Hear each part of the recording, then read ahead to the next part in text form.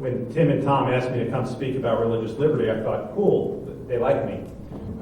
When they told me I'd be going after Rabbi Goldstein, I thought, maybe not. Religious liberty, religious freedom, to my mind, is really about how do we live with people who are different from us. And not just different from us in minor, superficial ways, but different from us on really, really important questions like who God is and what does God want for me in my life and how should I live my life. If we didn't have freedom, if we didn't have diversity, if we didn't have the ability to come up with different answers to those really deep, important questions, we wouldn't need religious liberty, right? So if we lived in a place where the government picked the one religion and we all had to follow it, we'd have no conflict, we'd have no need for freedom, we'd all just think the same things. Maybe people would say that's less conflict, but I don't think many of us actually want to live in that world. And so the questions of religious freedom are really questions about, well, if we're going to have a world in which we have freedom and differences and different ideas from our neighbors, how do we all live in the same society? How do we all live in the same place? How should we run a government in a way that leaves space for people to be different, not just superficially, but different about things that really matter?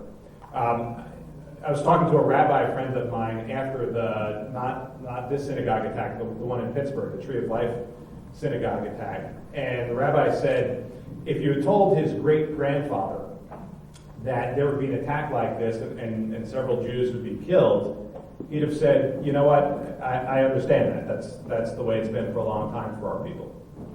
And he said, if you told my great-grandfather that they actually would have been targeted because they were Jewish in the synagogue, he said my grandfather would have said, that's very sad, but you know what, I understand that.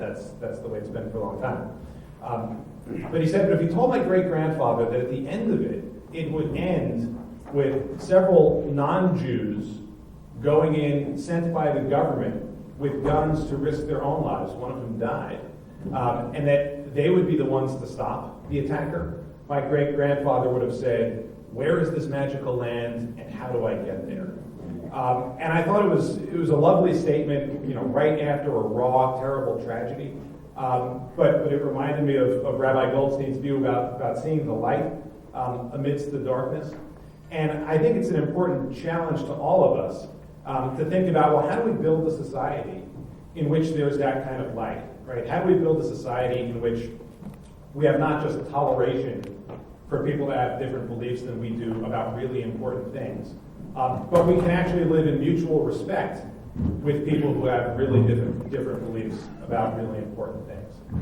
And I think our laws to protect religious liberty, our laws to protect religious diversity, to say that in this country there's not one single answer to the deeply important questions, whether they're questions about God or religion or life and death or sex and marriage or whatever the current disputes are about. There's not one answer.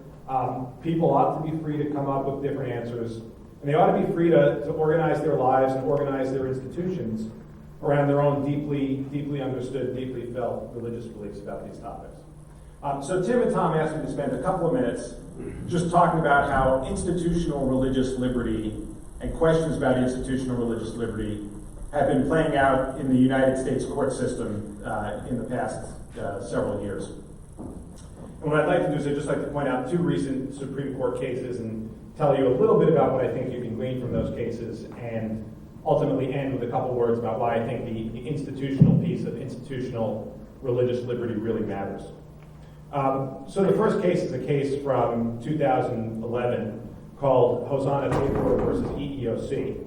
And it was a case about whether a Lutheran school is allowed to make religious decisions about who the fourth grade teacher is going to be. Right? Can the government tell the Lutheran school, sorry, you have to take a particular person back to teach religion to the fourth grade children? Or does the school have some sort of right under our laws and under our Constitution to say, look, we the church get to pick who's going to teach religion to the children. The government, no matter how good their claimed reason, can't tell us who's going to have that job. In the course of that case, the federal government made a rather astounding argument. And it's really an argument against institutional religious freedom.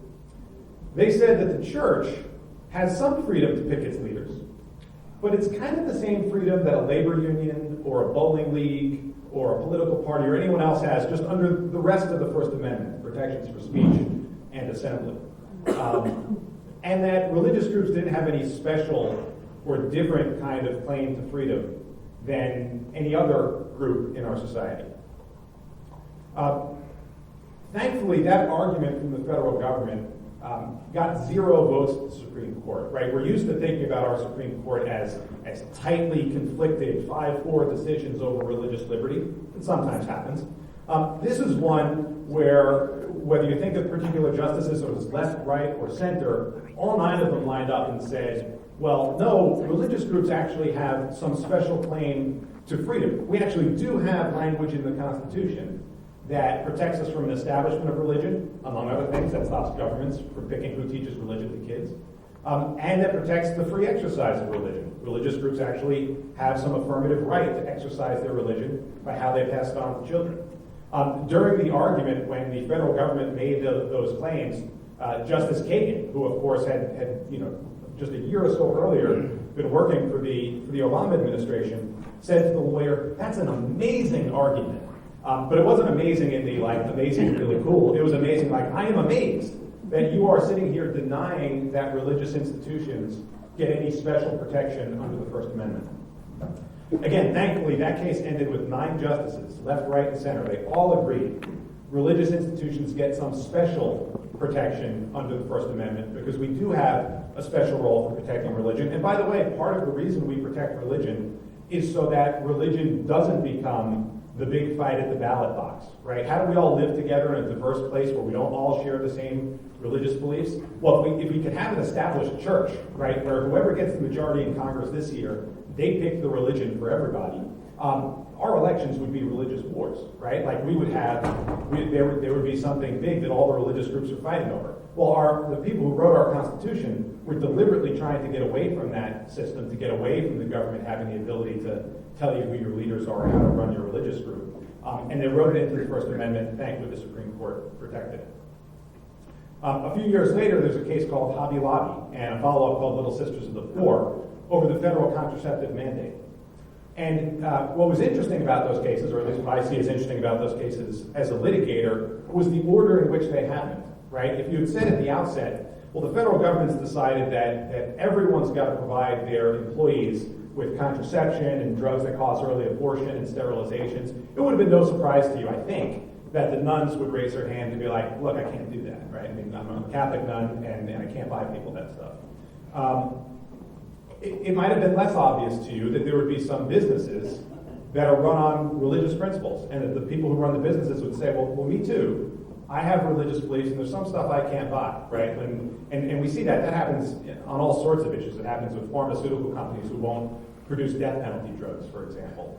It happens in a lot of places. A lot of businesses make moral and ethical decisions. But what happened, and what's interesting from an institutional religious liberty point of view, is that the government deliberately staged the cases, and it's a little bit complicated how they did it, so I'll skip the details. But they deliberately arranged the cases so that the Hobby Lobby case would have to be the first one.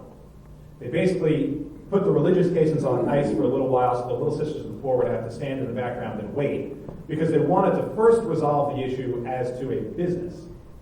And I strongly suspect their thinking was, well, if we can say that the institution has no rights as to what it buys for its employees, then we can get that win first against the business, and then later we can carry it over and cram it down on the religious groups. But when they got to the Supreme Court, again, thankfully, they found very few takers for their very narrow view about who gets to be religious. Ultimately, there were only 2 votes on the Supreme Court out of 9 who agreed with the federal government that people who make money can't exercise religion. There were examples at the argument of a kosher deli, for example, or a Christian bookstore. And I think most of the justices said, well, yeah, those are people, those are institutions that are exercising religion, and sure, they may make money, but they also have a right to exercise their religion. And so the Supreme Court said, no, making money doesn't exclude you from exercising religion, you can do that.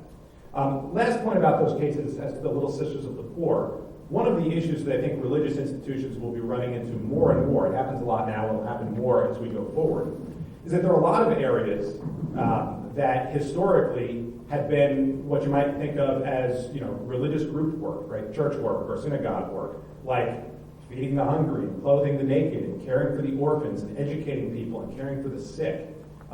In many ways, those are things that religious groups were doing long before civil governments were doing. But over time, what's happened with the growth of the government, the growth of the administrative state, is that the government more and more moves into these areas that used to be the domain of religious groups and religious institutions. And in many ways, that's a wonderful thing, right? To be clear, I don't want anyone to take me to be saying, I think it's bad for the government to feed the hungry and clothe the naked. I think it's great. I think it's awesome. I hope they do more of it. But when they do it, they often come in and say, well, we're now going to control that turf. So that if you want to educate people, heal people, place orphans with families, you have to play by my rules. And that creates a problem because, of course, religions aren't the same as government on purpose, right? We deliberately separate our religions from government. And so the idea that the government can take over all of these social service realms, which to many, many religious groups are not simply a side gig that they do occasionally when they're not doing their religion stuff, but in fact is the core of what God calls them to do, right? If the government takes over those things and says, well, now it's government turf, not religious people turf. And since it's our turf, you got to play by our rules. And so you have to do it this way. You have to perform these surgeries, and you have to have this view of sex in the family and so forth. Well, if that happens, then we really allow government to take over religion and to squeeze out the freedom of religious institutions. And I think that's a problem we're going to face in the coming years. I'm confident, actually, that in the grand scheme of things, our courts will get that right. In other words, I do not actually think we're headed for a world where the courts allow the government to just take over all of this space and kick the religious people to the curb. I don't think that's going to happen. But it will take some fighting.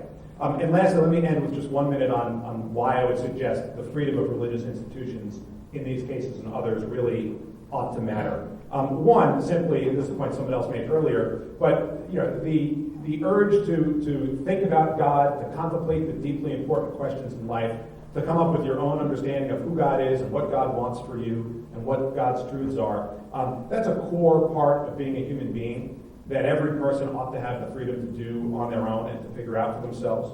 And that is not simply an individual task, right? Religion is often a social thing. It's the ability to meet together and join together in groups that gives it power. I think if you took the freedom of speech and said, well, you can do that individually. You want to get together and form a newspaper or something like that? No, right? No, you're not going to do it in groups. You're not going to do it in organized ways.